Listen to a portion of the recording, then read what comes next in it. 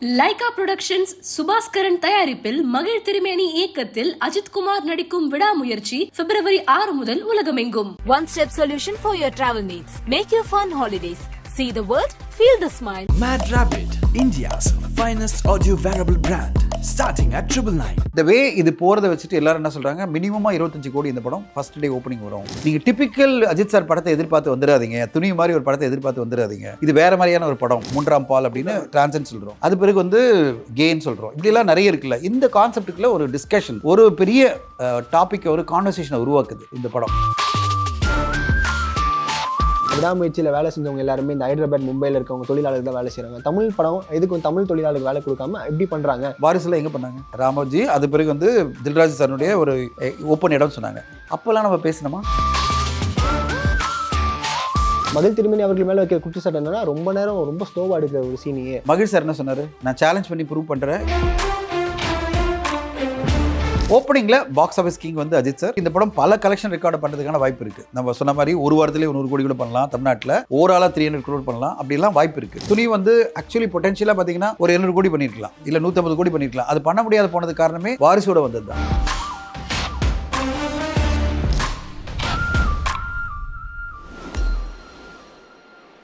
Sir, விடாமுயற்சி வந்து பயங்கரமாக ப்ரீ புக்கிங்கில் வந்துட்டு பெரிய சக்ஸஸ்ஃபுல்லான ஒரு எப்படி ரெக்கார்ட்ஸ்லாம் பிரேக் பண்ணிட்டு இருக்குன்னு சொல்கிறாங்க. 20,000 டிக்கெட்ஸ் வந்து வித்தாச்சுன்றாங்க. அதுக்கப்புறம் எல்லா இடங்களும் சக்ஸஸ்ஃபுல்லாக போயிட்டு இருக்குன்னு சொல்கிறாங்க. நீங்கள் கேள்விப்பட்ட வரைக்கும் எப்படி சார் போயிட்டு இருக்கு? ரொம்ப பிரமாதமாக இருக்குது. இன்ஃபேக்ட் வந்து சோஷியல் மீடியா ஃபுல்லாக கம்பேரிசன் தான். விடாமுயற்சி வந்து 24 ஹவர்ஸில் இவ்வளோ டிக்கெட் பண்ணியிருக்கு, கோட் இவ்வளோ பண்ணியிருக்கு, அப்படி இப்படின்னு கம்பேரிசன். எல்லா ஃபேன்ஸும் அந்த ட்ராக்கர்ஸும் பயங்கர கம்பேரிசன் இருக்குது பெரிய லெவலில். அதாவது அட்வான்ஸ் புக்கிங்னால எப்போவுமே வந்து 2 பேர் தான். அதாவது ஓப்பனிங் பாக்ஸ் ஆஃபீஸ் கிங்னு எடுத்திங்கன்னா ஒன்று வந்து அஜித் சார், இன்னொன்று வந்து விஜய் சார். 2 பேருமே ஓப்பனிங் பாக்ஸ் ஆஃபீஸ். ரஜினி சார்ன்றது தனி ஆளுமை. அவர் எப்போவுமே ஒரு கிங்டமாக பல விஷயங்கள் பண்ணிகிட்டு இருக்காரு. பட் இப்போது இளம் நடிகர்கள் எடுத்திங்கன்னா இவங்க 2 பேருமே என்றைக்குமே டாமினேட் பண்ணுற ஒரு நடிகர்கள். அது அஜித் சார் தொடர்ந்து ப்ரூவ் பண்ணிகிட்டே இருக்காரு. நான் தொடர்ந்து காமிச்சிட்டே இருக்கேன். என் படம் வந்தாலே செலிப்ரேஷன் சொன்னார்ல, என் படம் வந்தாலே ஃபெஸ்டிவல் டேன்னு. இன்னும் 6th என்னங்க, தேர்ஸ்டே, ஒர்க்கிங் டே, இவ்வளோ பெரிய ஓப்பனிங்கு, இவ்வளோ பெரிய அட்வான்ஸ் புக்கிங் எப்படிங்க ஒரு நடிகரால் கொண்டு வர முடியுது? அதாங்க அஜித் சார். அதாவது ஒரு வியாழக்கிழமை அன்னைக்கு, அதுவும் வந்து ஒர்க்கிங் டேயில் எப்படி இவ்வளோ பெரிய புக் மை ஷோவில் எடுத்திங்கன்னா ஒரு நாள்லேயே 3,25,000 மேலே டிக்கெட் போயிருக்கு. எவ்வளோ பெரிய இது பாருங்கள். இப்படி போச்சுன்னா கண்டிப்பாக நாளைக்குள்ளே வந்து கிட்டத்தட்ட ஒரு 500,000 தாண்டிடும். அதாவது 5 லட்சம் மேலே தாண்டிடும் அப்படின்னு சொல்கிறாங்க. இந்த ரெக்கார்டை வந்து கம்பேர் பண்ணிலாம் பேசுறதெல்லாம் வேஸ்ட்டு, அது தேவையில்லை. பட் இந்த படம் அதனுடைய ஓப்பனிங் வரும்போது பார்க்கறதே பிரமிப்பாக இருக்குது, வேப்பாக இருக்குது. இந்த வே இது போகிறத வச்சுட்டு எல்லாரும் என்ன சொல்கிறாங்க, மினிமமாக 25 கோடி இந்த படம் ஃபஸ்ட் டே ஓப்பனிங் வரும் தமிழ்நாட்டில் மட்டுமே. வேர்ல்டு வைடு என்ன நம்ம சொல்ல முடியாது. ஏன்னா ஓவர்சீஸ் எப்படி ஓப்பன் ஆகுது, ப்ளஸ் வந்து ஆந்திரா, கேரளா, கர்நாடகாலாம் சேர்த்து தான் நம்ம வந்து ஓவராலாக நம்பர் என்ன வருதுன்னு சொல்ல முடியும். ஆனால் தமிழ்நாட்டில் ஒரு படம் 25 கோடி ரூபாய் முதல் நாள் கலெக்ட் பண்ணாலே பெரிய ஓப்பனிங் தான். அது இந்த படம் வந்து போகிற வேகத்தில் நல்ல டாக்கு பிரமாதம் வந்துருச்சுன்னா 30 கோடி கூட தாண்டலாம். ஸோ எல்லோரும் வெயிட் பண்ணுறதே ஃபஸ்ட்டு இந்த 25 கோடி பரியரை இந்த படம் கிராஸ் பண்ணிவிடும், அது கேரண்டி. ஏன்னா இதுவரையும் அட்வான்ஸ் புக்கிங்லேயே கிட்டத்தட்ட வந்து 14 கோடி வந்துருச்சு. இப்போது it's all about another 5 crores. இன்னும் 2 days இருக்குது, இன்றைக்கி நாளைக்கு இருக்குது. ஸோ முடிஞ்சனா நாளன்னைக்கு தான் படம் ஓப்பன் ஆகுது. அப்போது அந்த டாக்கை பொறுத்து இந்த படம் 25-30 கோடியை தாண்டலாம். ஸோ அவ்வளோ பெரிய ஓப்பனிங் ஒரு பாக்ஸ் ஆஃபீஸ் கிங்காக திருப்பி நம்ம வசூல் பண்ணனா அஜித் சார் திருப்பி காமிக்கிறாரு. இந்த டாக்குக்கு ஏற்ற மாதிரி, இவ்வளோ எதிர்பார்ப்புக்கு ஏற்ற மாதிரி படம் சூப்பர் டூப்பராக வந்துச்சு வச்சிங்களேன். 4 நாட்களே இந்த படம் வந்து பெரிய கலெக்ஷன் பண்ணோம். ஏன்னா அடுத்த நாள் ஃப்ரைடே, சாட்டர்டே, சண்டே ஒரு 20 கோடி கலெக்ட் பண்ணாலே எப்படி வந்து நிற்க பாருங்கள். 4 நாள்லேயே 85 கோடி 90 கோடி வந்துடலாம். ஸோ இல்லை பிரமாதமாக இருந்தாலும் 100 கோடி கூட வரலாம் 5 நாளில். ஓகே, 5 நாட்களே 100 கோடி தமிழ்நாட்டில் மட்டும் பேசிகிட்டு இருக்கோம். ஸோ இதெல்லாம் வந்து அஜித் சார் என்ற ஒரு ஆளுமை, அவர் பேரில் இருக்கிற ஒரு பெரிய ஒரு எதிர்பார்ப்பு. அடுத்த கட்டமாக இப்போது எல்லோருமே அவரை செலிப்ரேட் பண்ணிகிட்ருக்கோம்.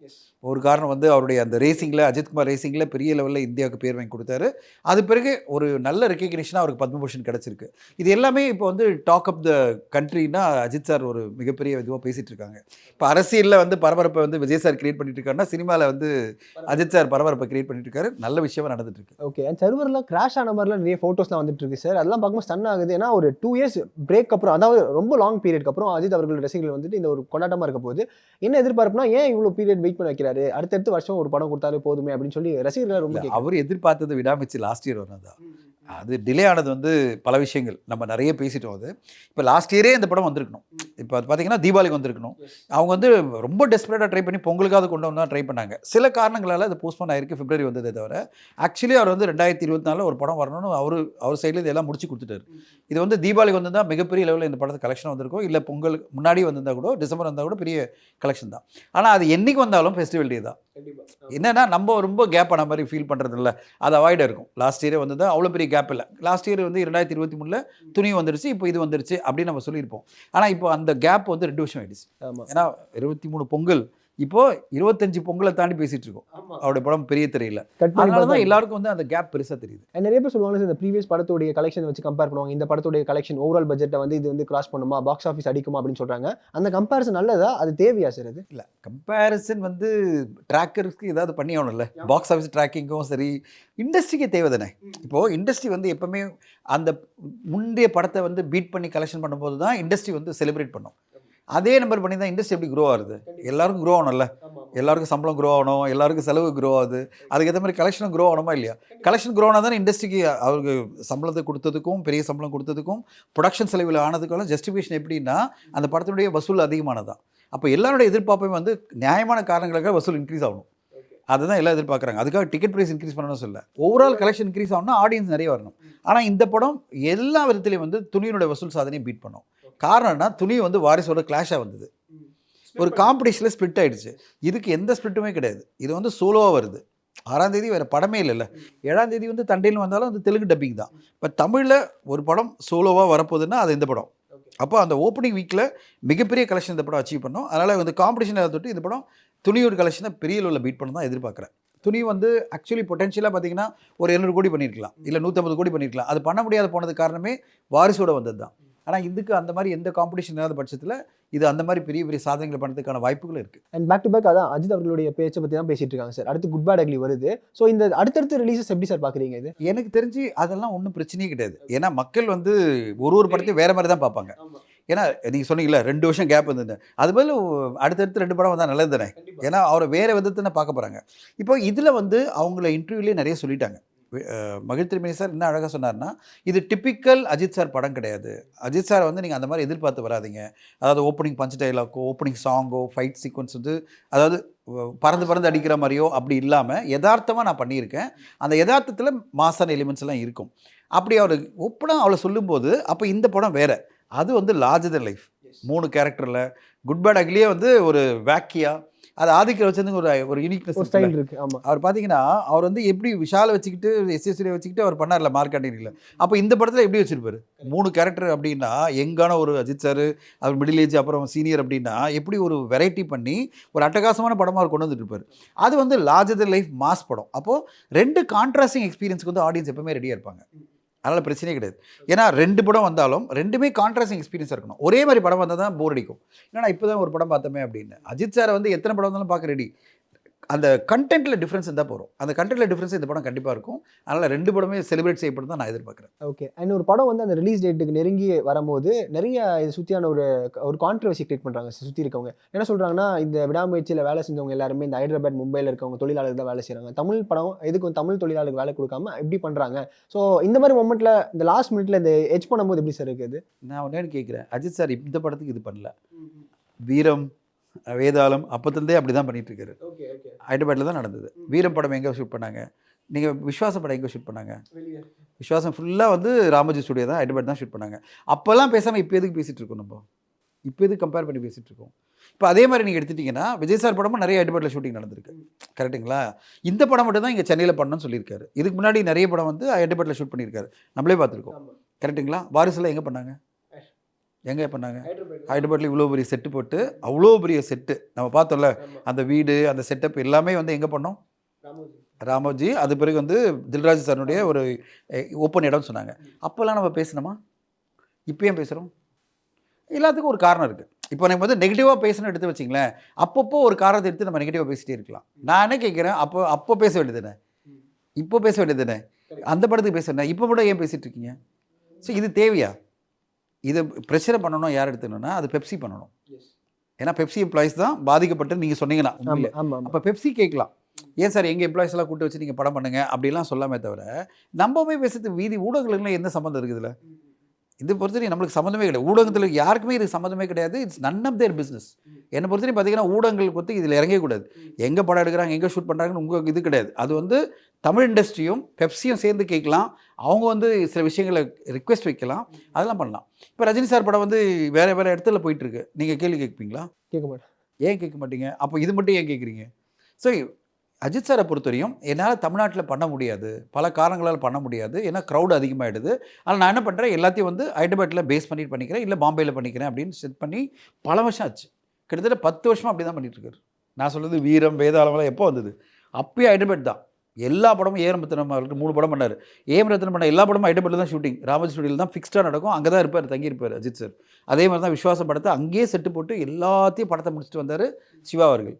அப்போல்லாம் நம்ம பேசாத இப்போ படத்துக்கு இந்த படத்துக்கு மட்டும் தமிழ்நாட்டில் பண்ணல, அதில் பண்ணல, இதெல்லாம் வந்து சும்மா ஒரு நெகட்டிவிட்டி பேசுகிறதுக்காக லாஸ்ட் மொமெண்ட்டில் கிரியேட் பண்ணுறாங்க. சும்மா ஒரு நெகட்டிவிட்டி கிரியேட் பண்ணுறதுக்காக பேசுகிறாங்களே தவிர இதில் எதுவுமே வந்து லாஜிக் கிடையாது.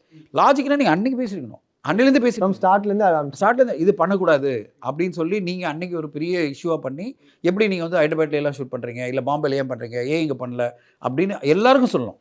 அஜித் சாருக்கு மட்டும் இல்லை, அப்போ எல்லாருக்கும் சொல்லணும். நீங்கள் யாரெல்லாம் வந்து வெளி மாநிலங்களில் பண்ணுறாங்களோ அவங்களுக்கெல்லாம் சேர்ந்து பேசுனீங்கன்னா அப்போ நியாயமாக நீங்கள் பேசுகிற மாதிரி அர்த்தம். இப்போ இந்த படத்தை மட்டும் டார்கெட் பண்ணி இந்த படத்துக்கான ஒரு நெகட்டிவிட்டி உருவாக்குறதுக்காக ஏதாவது ஒரு விஷயத்த நீங்கள் திடீர்னு ஒரு கண்டுபிடிச்ச மாதிரி சொல்லும்போது எனக்கு உடன்பாடு இல்லை. இந்த மாதிரி நீங்கள் தனிப்பட்ட முறையில் ஒரு காயப்படுத்தணும்னு பேசுறது நியாயம் கிடையாது. அது தேவையில்லாத வேலை.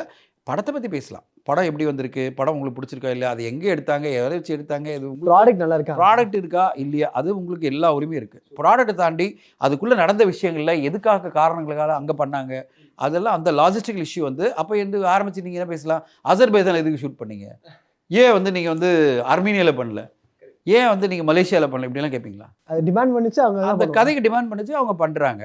சிச்சுவேஷன் டிமாண்ட் பண்ணிச்சு, அவங்க வந்து ஹைதராபாத்தில் ஷூட் பண்ணுறாங்க. இப்படி தான் பேசணுமே தவிர அதை விட்டுட்டு இந்த காரணங்களாம் பேசிட்டு இருக்குது. அப்போ அசர்பைஜானில் ஷூட் பண்ணுறதுக்கு இந்த நேரம் உட்காந்து டிபேட் பண்ணுவோமா நம்ம? அது டேரக்டர் கேட்டது, அந்த லொக்கேஷனை அந்த ஹீரோவும் அந்த தான் கரெக்டாக இருக்குன்னு ஃபீல் பண்ணுறாங்க.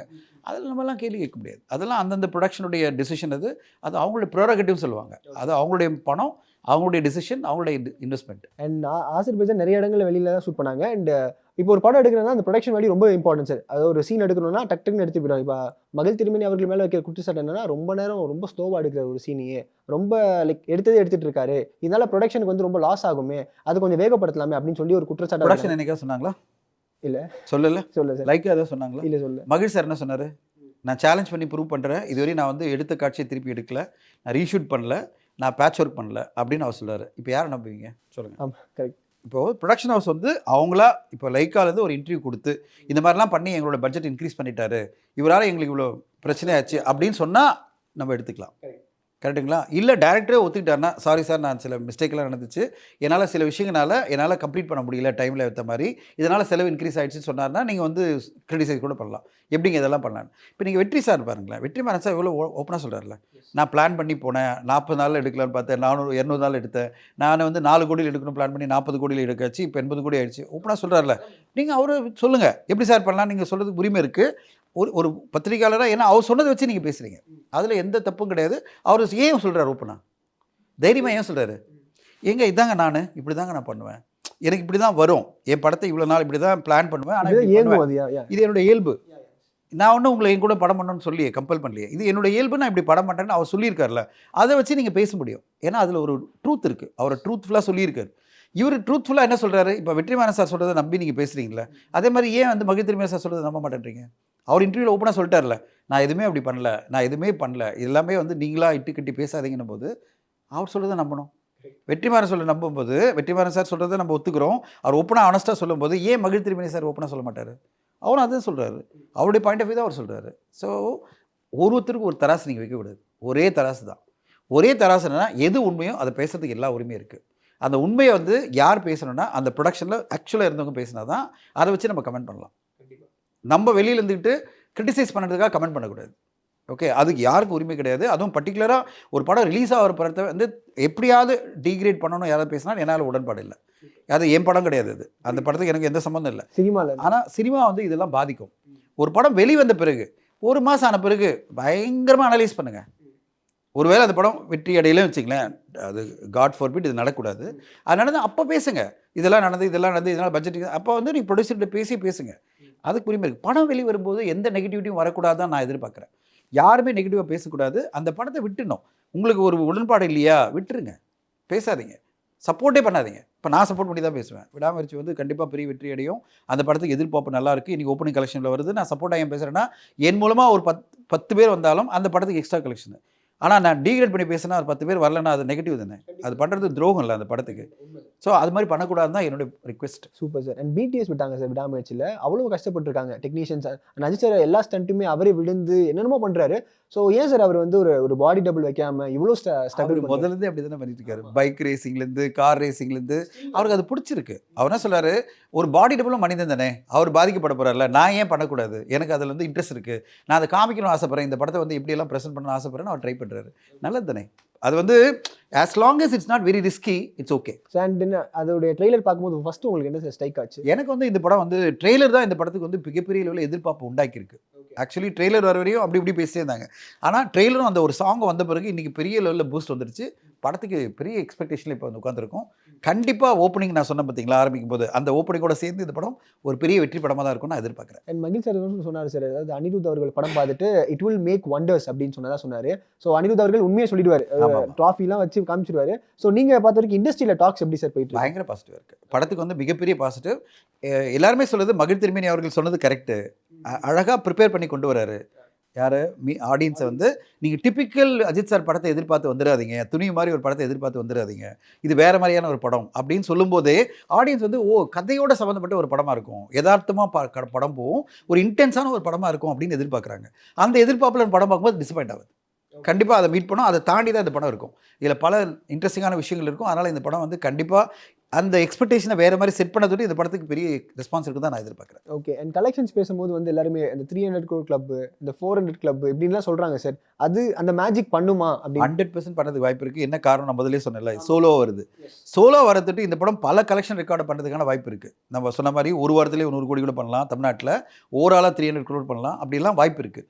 நம்ம எல்லாமே இந்த படத்துக்கு ஃபஸ்ட் டே என்ன மாதிரி ரெஸ்பான்ஸ் வருது, ஆடியன்ஸ் எப்படி செலிப்ரேட் பண்ணுறாங்க, அதை பொறுத்து தான் இதோட ப்ரெடிக்ஷன் பண்ண முடியும். இப்போதைக்கு ஒன்று தான் சொல்ல முடியும், ஓப்பனிங்கில் பாக்ஸ் ஆஃபீஸ் கிங் வந்து அஜித் சார். அந்த பாக்ஸ் ஆஃபீஸ் ஓப்பனிங் வசூல் பிரமாதமாக இருக்கும் ஃபஸ்ட் டே தான் நான் எதிர்பார்க்குறேன். Okay sir. நீங்கள் ஒரு ஃபேனாக ஒரு சினிமாவில் வந்து அஜித் சார் வந்து ஒரு வருஷத்துக்கு இத்தனை படம் பண்ணால் நல்லாயிருக்கும் அப்படின்னு 2 படம் மினிமம் பண்ணுவோம். 2 படம் நான் முதல்லேருந்து எல்லாரும் கேட்டுட்டு இருப்பேன். அது அஜித் சார் இருந்தாலும் சரி, விஜய் சார், சூர்யா சார், எல்லாருமே சொல்லுவேன் 2 படம் வெளியிடுங்க.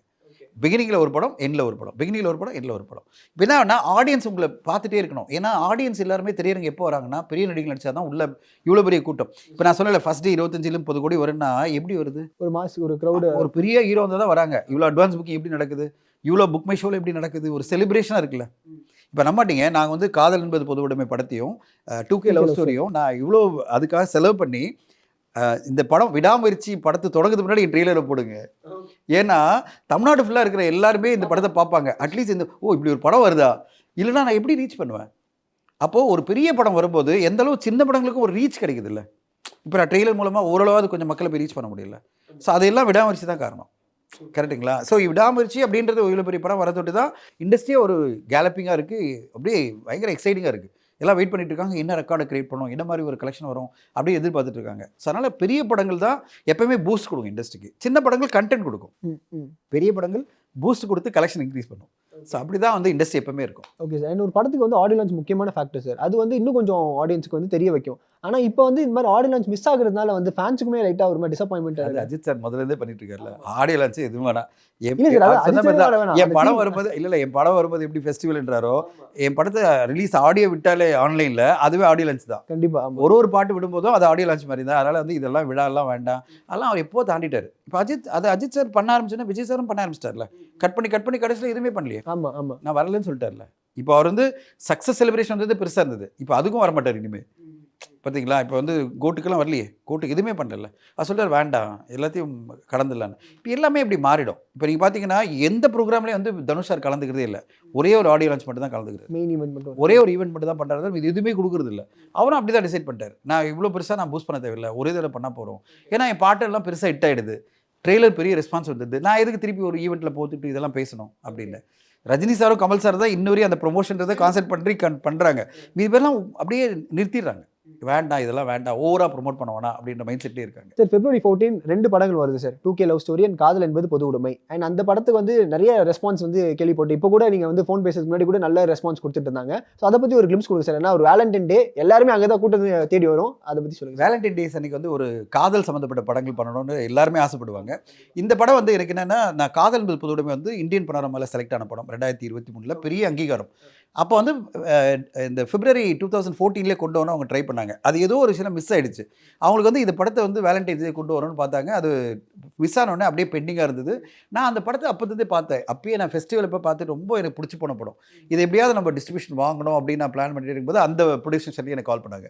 சார் நீங்கள் அந்த படத்தை பார்த்து அப்போ ரொம்ப அப்ரிஷியேட் பண்ணீங்க, இந்த படத்தை நீங்கள் பாருங்கள் திருப்பி வந்துடுறாங்க. பார்க்கும்போது நான் சொன்னேன், எனக்கு சில சேஞ்சஸ் தேவைப்படுது, மியூசிக்லாம் இதெல்லாம் தேவைப்படுது, இதெல்லாம் பண்ணி கொடுக்குறதுனா நான் இந்த படத்தை எடுத்துக்கிறேன்னு சொன்னால் அவங்க ஓகேன்ட்டாங்க. அது பிறகு நாங்கள் எடிட்டில் சேஞ்ச் பண்ணி, ஏன்னா அது ஒரு லெங்க் இருந்தது. எனக்கு இப்போ இருக்கிற ஆடியன்ஸ் ரொம்ப பரபரப்பாக பல விஷயம் எதிர்பார்க்குறாங்க. எடிட்டில் ஒரு மாற்றம் பண்ணணும்னு சொன்னேன். அப்புறம் மியூசிக் பேக்ரவுண்ட் ஸ்கோர் ஃபுல்லாக ஃபெஸ்டிவலுக்கான ஒரு படம் வேறு, நம்மளுக்கான ஒரு படம் வேறு. அப்போ நான் என்ன சொன்னேன், இப்படிலாம் பண்ணணும்னு எல்லாத்துக்கும் அந்த டீம் ரெடியாக இருந்தாங்க. அப்புறம் அந்த படம் என்ன மாதிரி நான் எதிர்பார்த்தனோ அதை தாண்டி ஒரு நல்ல படமாக அந்த டீம் பண்ணி கொடுத்துட்டாங்க.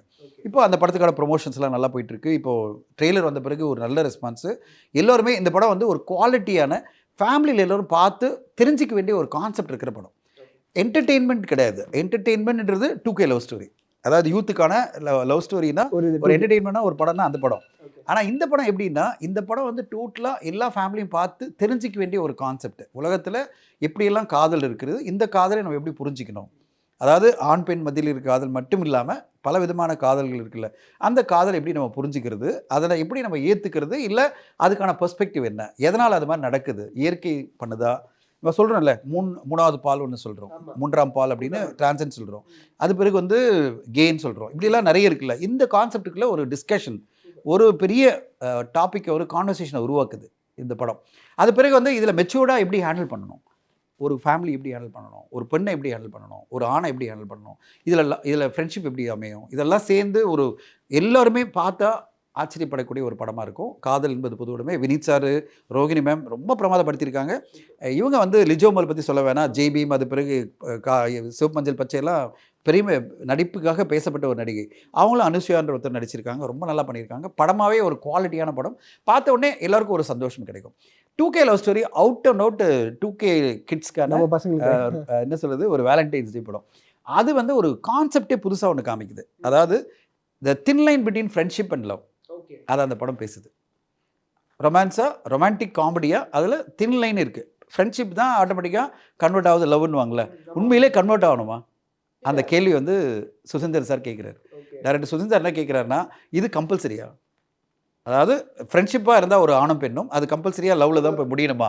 பல படங்கள் அப்படி தான் காமிச்சிருக்கோம். இந்த படத்தில் அவர் வேறு விதமாக கம்பேர்.